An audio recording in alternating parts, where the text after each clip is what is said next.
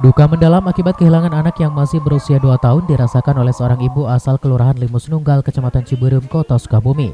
Akibat anaknya yang masih berusia 2 tahun berinisial MFA meninggal dunia akibat tercebur ke dalam sebuah sumur dekat rumahnya.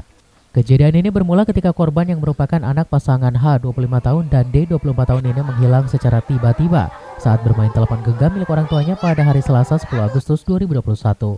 Saat bermain telepon seluler tersebut, ibu kandung korban tengah sibuk memasak di dapur, sementara nenek korban sedang melaksanakan sholat.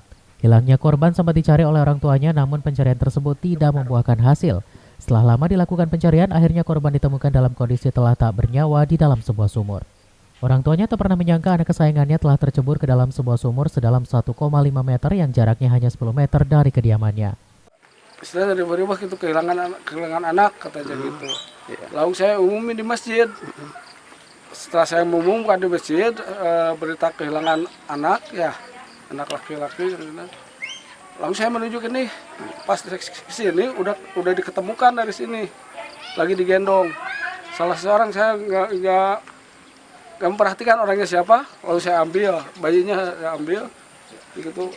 Pas saya kasih nafas buasan, wah udah nggak ada ini lagi, bayinya juga udah kayaknya udah nggak ada napasnya gitu kan.